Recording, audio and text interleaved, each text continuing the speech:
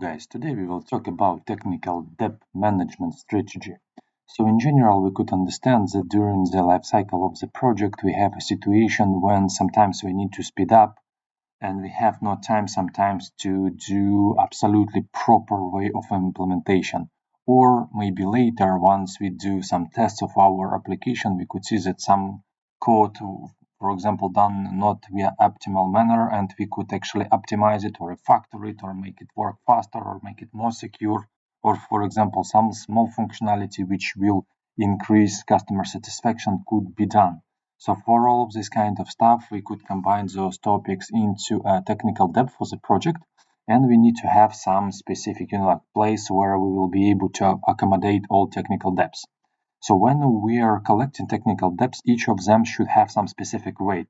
Let's imagine that, for example, security gaps, right? It's one of the critical items to actually fix, and when our development team will have some time to deal with that kind of technical debt, in that case we will need to make sure that we will actually use it. If we don't have much time, then we could use something which is have less time, right? So what we need to have a clear understanding, what are our technical debt, what is their priority, and what is a potential estimate. And each sprint, when our team have some specific capacity for us to be able to pick up something, we could take a look, what is our capacity, right? And based on our capacity, we include technical depth into our sprints, especially if we have some person who is not fully covered his capacity and for similar situations. So now let's talk about through strategy, how to deal with L and how control. So common sources of technical debt on Salesforce. So one of them is sometimes we need to use something which is pretty standard, right, in order to achieve some specific goal.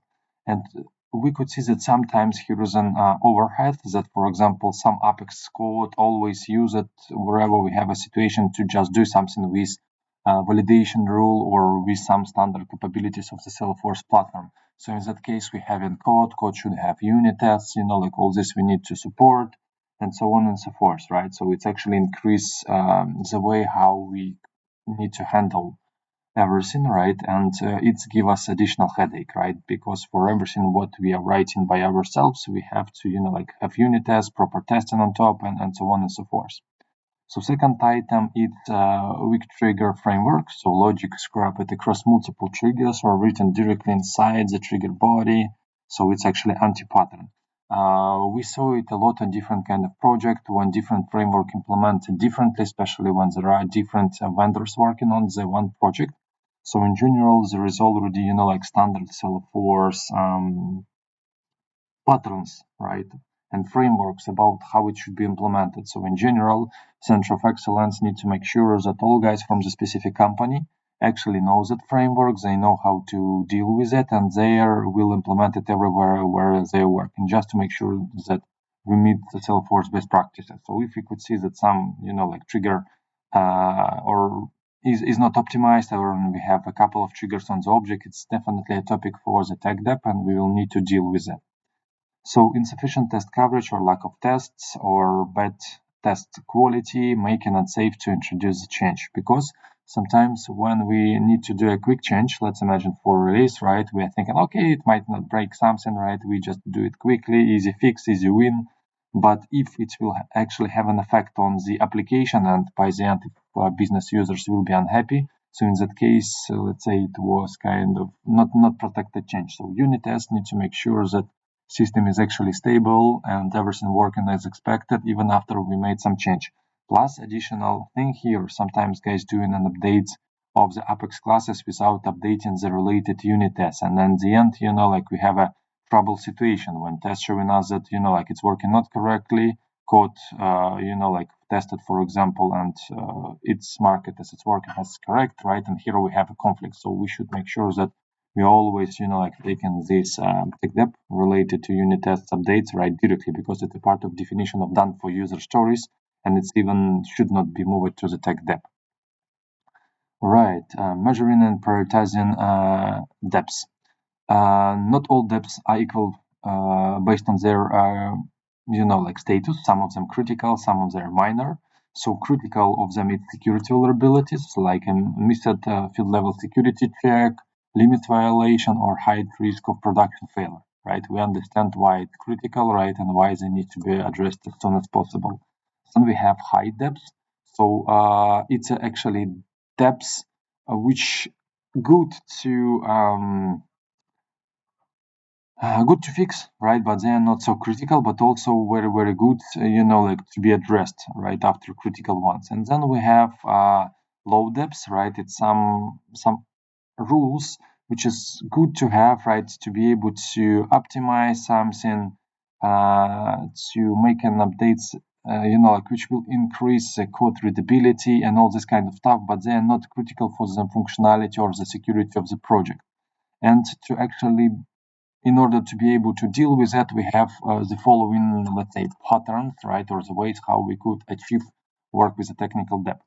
So the first one is the scout rule. So scout rule is in the following. So every time a developer works on existing code, on small feature or any piece of the logic, right, what he need to do, he need to make it a little bit better, right, code for that feature and everything around it a little bit cleaner and better than what was prior than he actually started to work on that specific piece of code.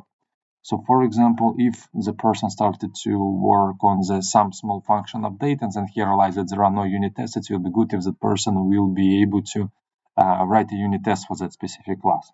So in the past, I saw this rule in action. So, for example, when I just started, I was working with a team lead who was always let's say when he's touching some functionality, he always was doing refactoring of the functionality near with that function. So from one side, right, it's a good thing, and from another side, after that, he was always requested QE guys to test, like functionality around, right, and sometimes something around after refactoring was also impacted, and we need to be careful with that kind of rule. So then what we need to do is we need to implement CI/CD quality gates. So I think that all of you guys might be aware that we have tools like a PMD or SonarQube or different others which we could install into our IDEs to be able to identify, let's say, bad code patterns on our code level. It might be, like bad code smells, not refactored code, right? We have it to big complexity of the method, like, or for example, method is very big, or there might be mixed, or there might be security issues, right? All this kind of stuff could be identified with the help of those tools. And plus to that, right, what we could do is we could implement them as a part of the CI/CD process. So CI/CD process could run the scanners through the changes that were done. It could identify code smells, technical depth ratio, right? It could find out all of these kind of things, and then it could fail the actual validation, and it will not allow us to actually merge the code in that kind of like way. And then what we need to have, it's good to have center of excellence, right? So center of excellence need to make sure that best practices for this organization are actually documented and shared with guys in the department. So it means that any kind of framework, like a trigger framework, and for example, integration framework or settings framework or whatever, right? Any kind of good strategies and patterns which was find out for that specific company need to be documented and they should be shared across the audience related to this company. So in general, if we will talk about technical depths,